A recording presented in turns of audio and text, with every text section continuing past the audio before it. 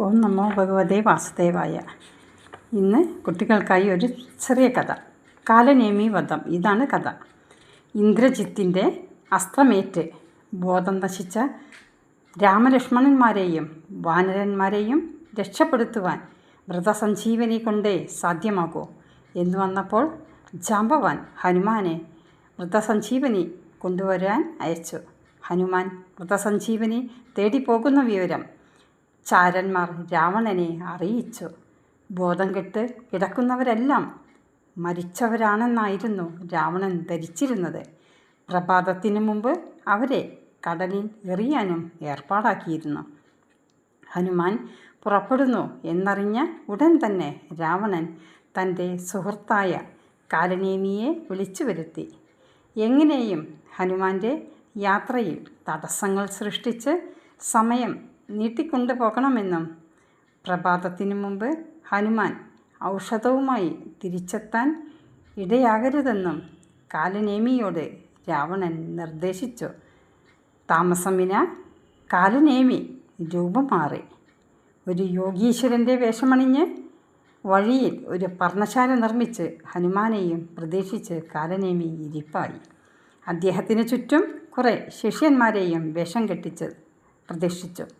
ഹനുമാനാകട്ടെ മാർഗ തടസ്സങ്ങൾ ഒന്നുമില്ലാതിരിക്കുവാൻ ശിവപൂജ നടത്തിയാണ് ഇറങ്ങിയത്. അവിടെ പർണശാല കെട്ടി ശിഷ്യന്മാരും ഒത്തിരിക്കുന്ന യോഗിവര്യനെ കണ്ട് മാരുതി അത്ഭുതപ്പെട്ടു. അങ്ങനെയൊന്ന് അവിടെയുള്ളതായി പറഞ്ഞിട്ടില്ലായിരുന്നു ജാമ്പവാൻ. എങ്കിലും ആ മഹാനെ മാരുതി വന്ദിച്ചു.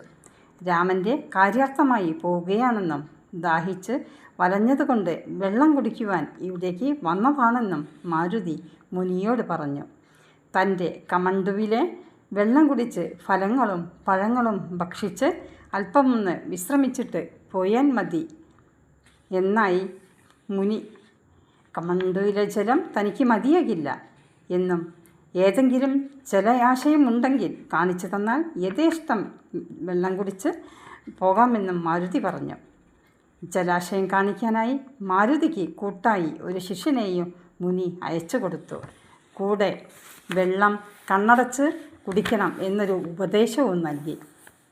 മാത്രമല്ല, വേഗം വെള്ളം കുടിച്ചു വരിക, ഔഷധം കിട്ടുവാനുമുള്ള മന്ത്രവും പറഞ്ഞു തരാം എന്നായി മുനി.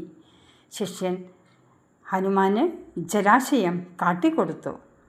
ജലാശയത്തിലിറങ്ങി മുനി പറഞ്ഞതുപോലെ മാരുതി കണ്ണുമടച്ച് വെള്ളം കുടിക്കാൻ തുടങ്ങിയതും വലിയൊരു മുതല മാരുതിയെ തിന്നുവാനായി വായും പിളർന്ന് വന്നു.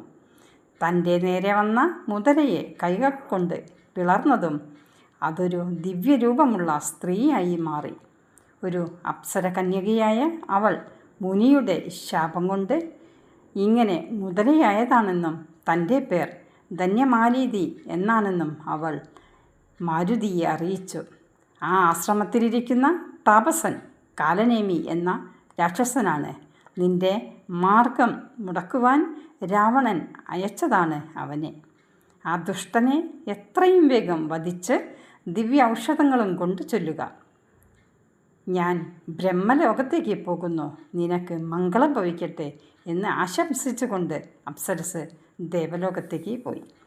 ഹനുമാൻ തിരിച്ചു വരുവാൻ വൈകുന്നതിൽ അക്ഷമനായിരുന്നു കാലനേമി. എന്നാൽ ഒന്നും അറിയാത്തവനെ പോലെ ഹനുമാൻ തിരിച്ചു ചെന്ന് മുനിയെ വണങ്ങി. എന്താണ് വരുവാൻ ഇത്ര വൈകിയത്? സമയം കളയാതെ ദക്ഷിണ തന്ന് മൂലമന്ത്രോപദേശം സ്വീകരിക്കുവാൻ അസുരനായ താപസൻ ധൃതി കൂട്ടി. ദക്ഷിണ കൊടുക്കുവാനെന്ന ഭാവേനെ കുനിഞ്ഞ മാരുതി നല്ലൊരു പ്രഹരം കൊടുത്തു കാലനേമിയെ കാലപുരിക്കയച്ചു. ഈ കാലനേമി വധത്തിനു ശേഷം ഹനുമാൻ പർവ്വതത്തെ തന്നെ പറിച്ചെടുത്ത് കൈത്തലത്തിൽ താങ്ങി തന്നെയാണ് കൊണ്ടുപോകുന്നത്. ഇതാണ് കഥ. എല്ലാവർക്കും നമസ്കാരം.